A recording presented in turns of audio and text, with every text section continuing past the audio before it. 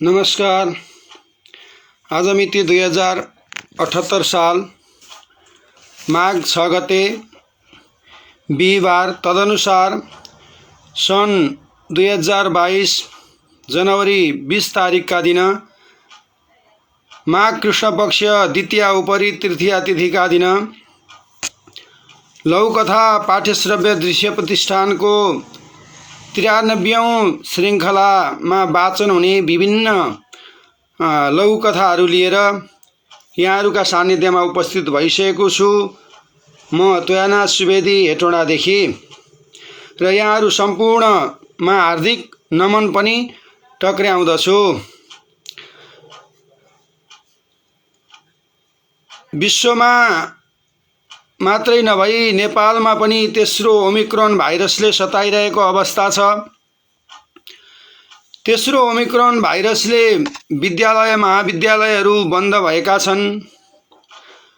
अन्य विभिन्न सङ्घ संस्थाहरू हाट बजार भने त्यति प्रभाव नपरेकै कारण होला असरल मानिसहरू स्वच्छन्द रूपमा घुमिरहेको अवस्था छ। घर घरमा ज्वरो, रुगा, खोकी, घाँटी दुख्ने व्यथाले सताइरहेको अवस्थामा तातो पानी औषधि सेवन गरेर भए पनि बच्नु र बचाउनु पर्ने अवस्था छ। र बाह्य परिवेशमा हिँड्दा पनि आफूलाई बचाउनका निमित्त, अरूलाई पनि बचाउनका निमित्त मास्क अथवा मुखौरो लगाएर सावधानी अपनाएर बच्नु बचाउनु पर्ने परिस्थिति छ। र यिनै परिस्थितिको समयमा हामी नियमित रूपमा प्रसारण भइरहेको लघुकथा पाठ्यश्रव्य दृश्य प्रतिष्ठानको 93औं श्रृङ्खला लिएर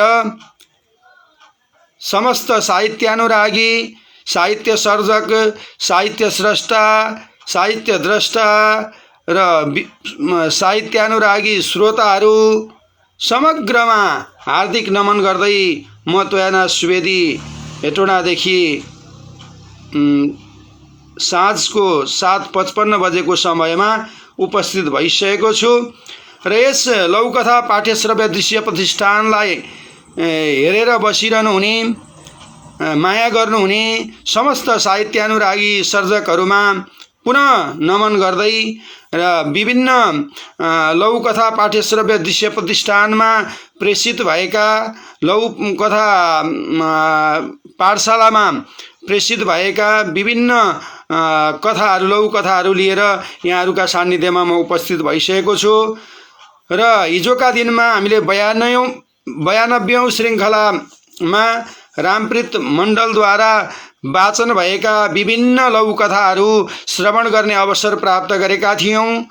र ती विभिन्न कथाहरू आगो दिनेश निरौलाद्वारा, मुकुण्डो गङ्गा खड्काद्वारा, कोठा तुलसी पण्डितद्वारा, त्यस्तै न्याय रमेश सुवेदीद्वारा र विभेद सुधादेव अन्जानद्वारा रचित भएका र प्रकाशित भएका, प्रेषित भएका यी विभिन्न कथाहरू, लघुकथाहरू श्रवण गर्ने अवसर हामीले प्राप्त गरेका थियौँ।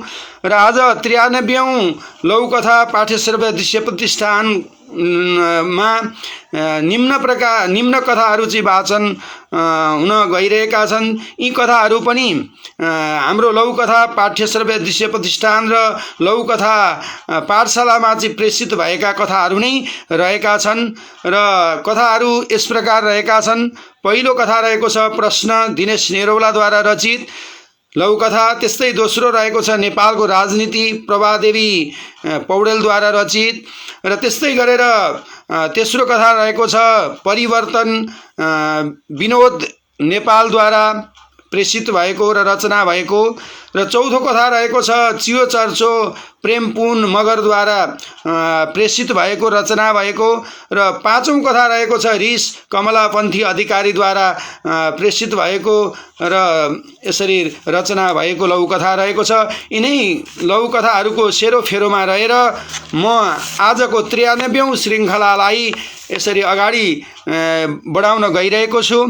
र पहिलो लघुकथा रहेको छ दिनेश निरौलाद्वारा रचना भएको र आदरणीय लघुकथाकार दिनेश निरौला चिसङ्खुगढी एक ओखलढुङ्गा थाई बसोबास र हाल दुहवी सुनसरीमा चाहिँ बसोबास गर्नुहुन्छ।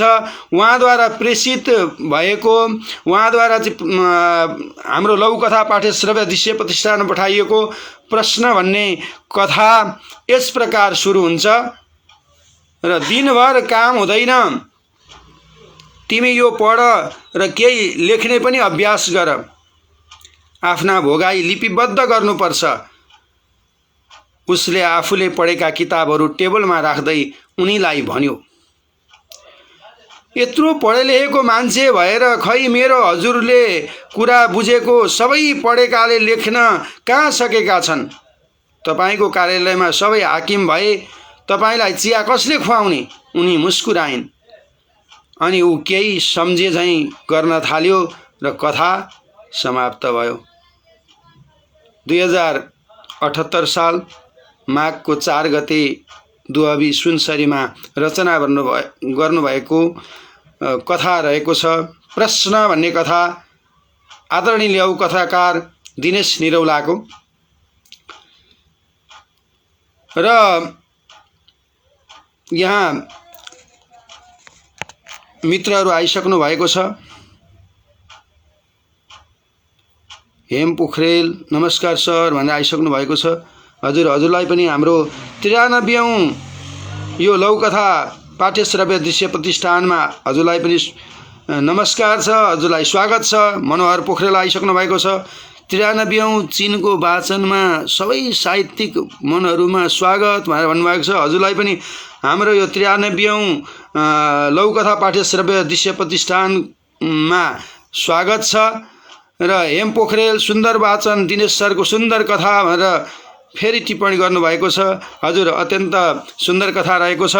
र वास्तवमा प्रश्न भन्ने कथा ऊ र उनी बीचको संवादमा आधारित छ यो कथा। कला र गला भन्ने सबैले सबै पाउँदैनन्, पढेर र लेखेर मात्र हुँदैन भन्ने कुरालाई पनि यहाँ देखाउन खोजिएको छ। सबै कुरा प्रश्नमा आधारित हुन्छ, प्रश्न नभए उत्तर आउँदैन भन्ने कुरा यहाँ देखाउन खोजिएको छ। किन भन्दा कारणं बिना कार्यं न भवतीति अस्य भावः।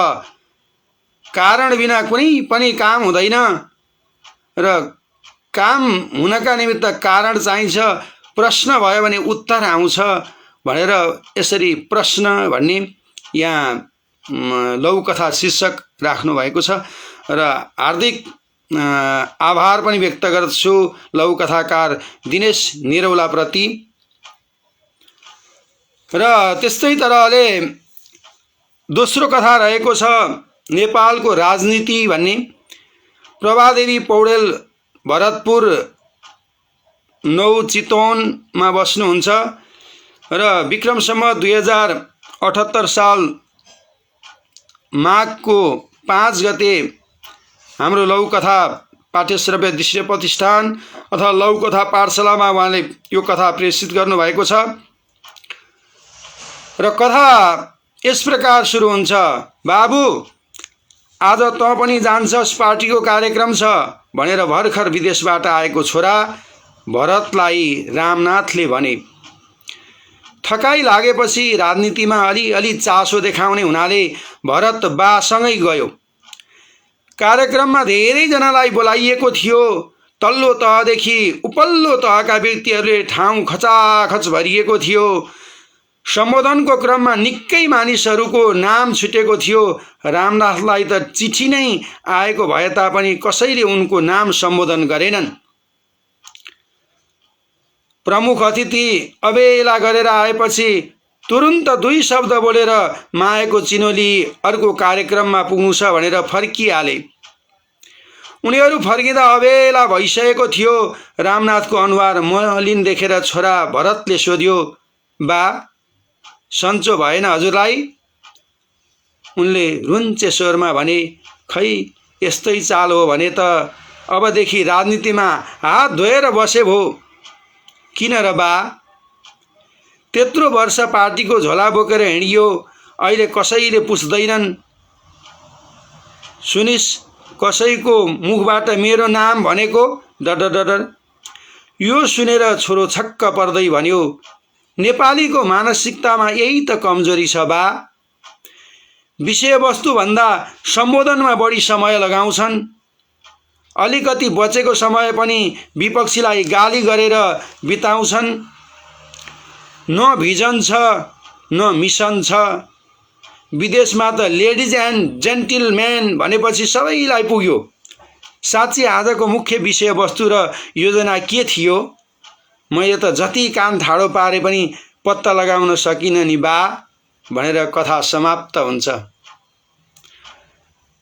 वास्तवमा प्रभादेवी पौडेलद्वारा रचना भएको यो नेपालको राजनीति भन्ने जुन कथा रहेको छ अत्यन्त घतलाग्दो पनि छ, मर्मस्पर्शी पनि छ। यहाँ रामनाथ बा र छोरा भरतका बीचको संवादमा यो कथा आधारित छ। विदेशबाट आएको भए पनि रामनाथले छोरालाई पनि साथैमा लिएर राजनीतिको चाहिँ एउटा जुन रङ चढेका व्यक्तिहरूमा कस्तो किसिमको चाहिँ प्रभाव हुन्छ, आफ्ना छोरा छोरी सबैलाई लिएर उनीहरू चाहिँ जान्छन् भन्ने कुराको एउटा जुन राजनीतिको रङ चढेका व्यक्तिहरूको चाहिँ यथार्थता पनि यहाँ प्राप्त भएको छ। र अब चिठी काटेको थियो, सम्बोधनको क्रममा निकै मानिसहरू छुटेका थिए। यो यथार्थता हो, सबैलाई चाहिँ मञ्चमा बोलाउन सकिँदैन र यो एउटा राजनीतिक यथार्थता हो। उनीहरू फर्किँदा अब अबेला भइसकेको थियो। अनि प्रमुख अतिथि एउटा व्यक्ति हुन्छ, अनि प्रमुख अतिथि आउन पनि समय लाग्छ। अनि समय लागे पनि समय दिन सक्दैनन्। विभिन्न कार्यक्रमहरूमा उनीहरूले चाहिँ समय दिनुपर्ने हुन्छ। थोरै समय बस्दछन्, सम्बोधन मात्रै गरेर मायाको चिन्ह लिनका निमित्त मात्रै उनीहरू समर्थन हुन्छन् भन्ने कुरालाई पनि यहाँ देखाउन खोजिएको छ।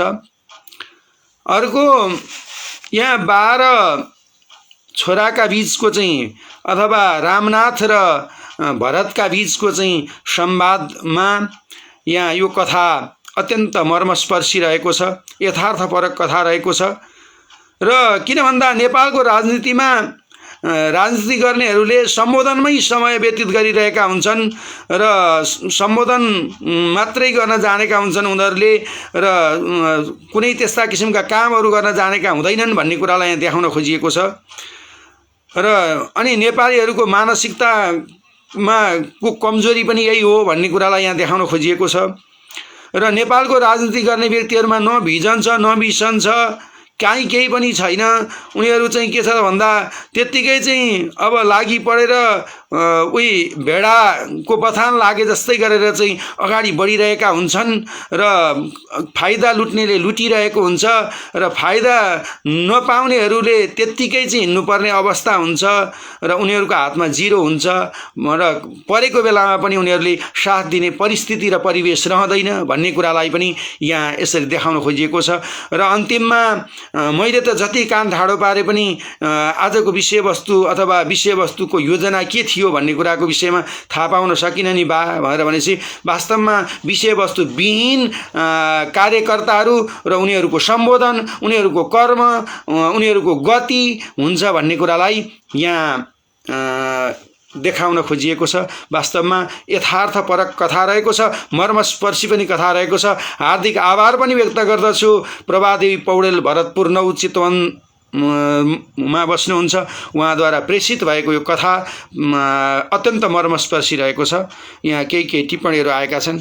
गजब प्रश्न भनेर मनोहर पोखरेलले चाहिँ टिप्पणी लेख्नु भएको छ र वास्तवमा प्रश्न जुन अघिल्लो कथाको विषयमा चाहिँ उहाँले चाहिँ टिप्पणी लेख्नु भएको हुन सक्छ।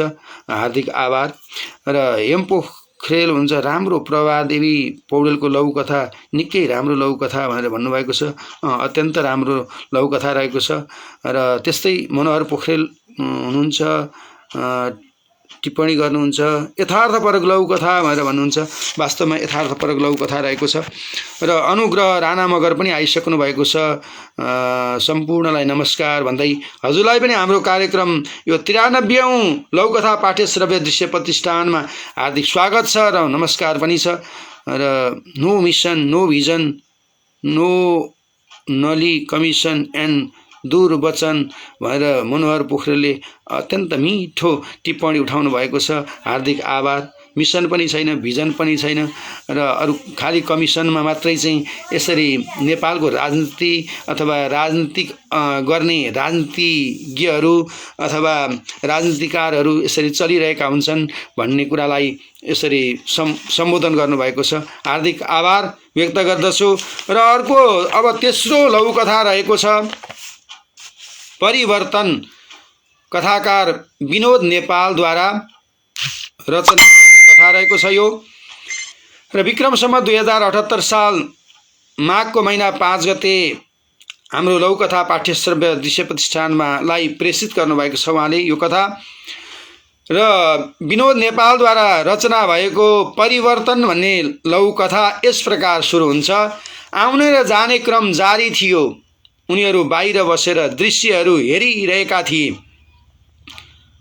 फलानु होइन यो, परबाट मान्छेतर्फ सङ्केत गर्दै एउटाले भन्यो। होइन होला, कहाँ यस्तो थियो र? अर्कोले भन्यो। तेस्रोले भन्यो, त्यही त, त्यो त लिखुरे पो थियो। अलि नजिक आएपछि चाहिँ उनीहरू अलमलमा परे। आफूले भेट्न खोजेको मान्छेलाई चाहिँ नचिन्ने पो हो कि? आइरहेको मान्छेले परैबाट उनीहरूको नाम लिँदै भन्न थाल्यो, ए साथी हो, कताबाट आइपुग्यौ? कसलाई भेट्न आयौ? सुनेर उनीहरू चकित भए। पहिलोले भन्यो, कसलाई खोज्नु अरू? हाम्रो भनेकै तिमी त हौ। मैले त भन्ठान्थे। साथीहरूले पत्याएनन्। कसरी यत्रो परिवर्तन आयो यार, एकदमै फरक पो देखियौ। उसले भन्यो, परिवर्तन आफैबाट थाल्नुपर्छ भन्ने थाहा छैन कि क्या हो साथी हो? भनेर कथा समाप्त भएको छ। र वास्तवमा परिवर्तन कथा लघुकथाकार विनोद नेपालद्वारा रचना भएको यो परिवर्तन कथा अत्यन्त सार्थक र शीर्षक सार्थक भएको कथा रहेको छ। उनीहरू र ऊ पात्रहरू यहाँ रहेका छन्। उनीहरूले ऊ परिवर्तन भएको अड्कल वा आफ्नै तरिकाले गरेका छन्। उसले नचिन्ने भन्दा उनीहरू अलमलमा परेको र उसले चाहिँ उनीहरू साथीहरूलाई चिनेको विषय यहाँ समेटिएको छ। तिमी त धेरै परिवर्तन भएछौ भनी उनीहरूले भनेका छन्। यहाँ त्यो परिवर्तन गर्न अरूलाई खोज्ने होइन, व्यावहारिक रूपमा आफै परिवर्तित भएपछि अरू सबैले सोही सिकेर परिवर्तन हुन्छन् भन्ने कुराको भावलाई यहाँ देखाउन खोजिएको छ। त्यसैले चाहे त्यो शिक्षामा होस्, चाहे स्वास्थ्यमा होस्, चाहे राजनीतिमा होस्, अथवा धर्ममा होस्, अथवा समाज विकासका क्रममा होस्, यी विभिन्न क्षेत्रहरूमा परिवर्तन गर्न आफै परिवर्तित हुनुपर्छ भन्ने जुन भाव यहाँ देखाउन खोजिएको छ। आफू भलो भयो भने यो संसार नै भलो हुन्छ, आफू भलो त जगत भलो भन्ने त्यो भावलाई यो परिवर्तन भन्ने जुन लघुकथा रहेको छ, आदरणीय लघुकथाकार विनोद नेपालद्वारा रचना भएको र त्यो परिवर्तन गर्नका निमित्त अरूलाई हेरेर परिवर्तन गर्ने होइन, र अरूलाई सिकाउनका निमित्त त आफू परिवर्तित हुनुपर्दछ। आफू परिवर्तित भएपछि अनि क्रमगत रूपमा सबै परिवर्तन हुन्छ भन्ने भावलाई यहाँ देखाउन खोजिएको छ। आदरणीय लघुकथाकार विनोद नेपालप्रति आभार व्यक्त गर्दछु। यहाँ केही टिप्पणीहरू आइसकेका छन् र वास्तवमा छोटो मिठो वाचन पनि उत्कृष्ट भनेर अनुग्रह राणा मगरले टिप्पणी उठाउनु भएको छ। हार्दिक आभार व्यक्त गर्दछु।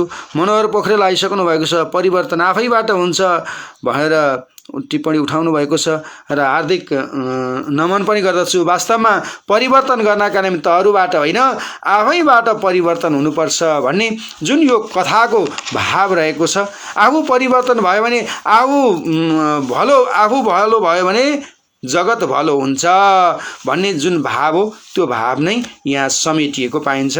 र अब 93औं लौकथा पाठ्य श्रव्य दृश्य प्रतिष्ठानको चौथो कथा रहेको छ प्रेमपुन मगर ढोरपाटन 4 बागलुङ र हाल पोखरामा बस्नुहुन्छ। उहाँद्वारा प्रेषित भएको चियो चर्चो भन्ने लौकथा यसरी रहेको छ। चौथो लौकथा र प्रेमपुन मगरद्वारा रचना भएको चियो चर्चो भन्ने लौकथा यस प्रकार सुरु हुन्छ। बुद्धिमान र छोरो सुलेमान बजार जाँदै थिए। छोरो सुलेमानले भन्यो, बाउ बाउ उता हेर न। के भन्छ यो सुले, किन हेर्ने उता? बाउ बुद्धिमानले झर्किँदै भने, हेर न बाउ, त्यो नरेन्द्र राज दिउँसै रक्सी खाएर तिग्रा बङ्ग्याएर हिँडिरहेको छ। सुलेमानले उत्सुकताका साथ भन्यो, त अरूले के खायो के लायो चियो चर्चो गर्न छोड, आफूलाई हेर। खायो त खायो, तेरो बाबुको सम्पत्ति खायो। बुद्धिमान उग्र रूपमा देखिए र कथा समाप्त भयो। र वास्तवमा चियो चर्चो कथा अत्यन्त मर्मस्पर्शी कथा रहेको छ। कसैको पनि हामीले चियो चर्चो गर्नु हुँदैन भन्ने भाव यहाँ देखाउन खोजिएको छ। बुद्धिमान बाबु छन्, सुलेमान छोरा छ र बुद्धिमान बाबु र सुलेमान छोराका बीचको संवादमा आधारित छ यो कथा। र एक तरहले हेर्ने हो भने बाल कथा पनि हो र बाल मनोवैज्ञानिक कथा पनि हो। किन भन्दा हेर न बाउ, त्यो नरेन्द्रमान दिउँसै रक्सी खाएर तिग्रा बङ्ग्याएर हिँडिरहेको छ। सुलेमानले उत्सुकताका साथ भन्यो, उसले केही जान्ने इच्छा राख्यो। त्यो एउटा बाल मनोविज्ञान हो। अनि बाबुले चाहिँ के गर्यो, हकारेर अरूले जेसुकै खाओस् त चियो चर्चो नगर भनेर यहाँ बुद्धिमान बाबु र सुलेमान छोरा बीचको संवादमा यो कथा आधारित भएको छ। तर वास्तवमा बाल मनोविज्ञान पनि छ, सामाजिक कथा पनि हो यो। किन हाम्रो समाजमा यस्ता किसिमका घटनाहरू यथार्थ रूपमा एउटा रहिरहेका छन्, भइरहेका छन् भन्ने कुरालाई पनि यहाँ कथाकारले देखाउन खोज्नु भएको छ। र गाउँले परिवेशलाई समेटिएको कथा छ यहाँ। किन भन्दा गाउँतिर चाहिँ पिताजी भनेर सभ्य भाषा बोकिँदैन, अथवा बुवा भनिँदैन, अथवा ड्याडी भनिँदैन, बाउ भनेर भनिन्छ। हो, यहाँ गाउँले परिवेशमा समेटिएको कथा, गाउँका मानिसहरूको ठाडो भाषा प्रयोग भएको कथा पनि हो यो।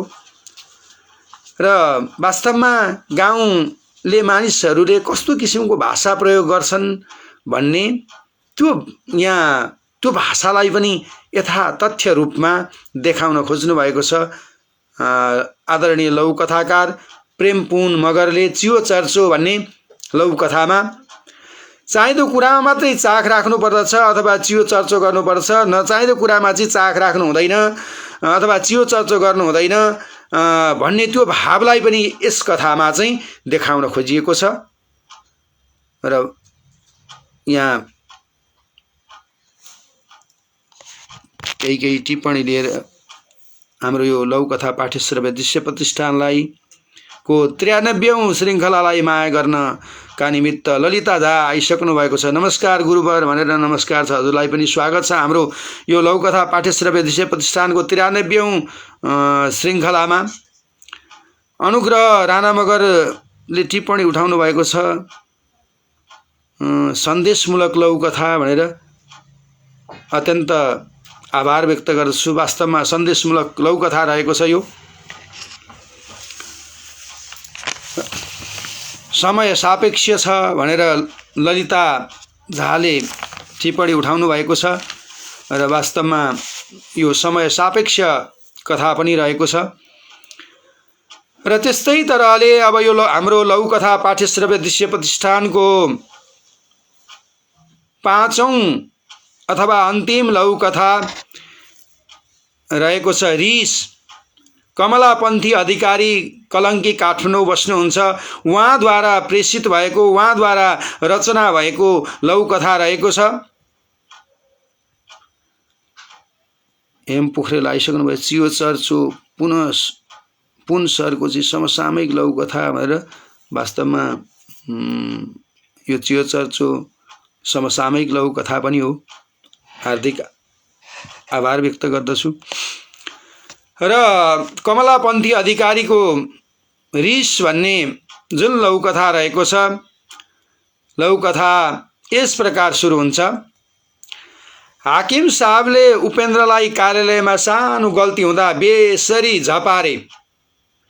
उनले मन नलागी काम गरे। घरमा आएपछि सानो न्यु झिकेर श्रीमतीसँग झगडा गरे।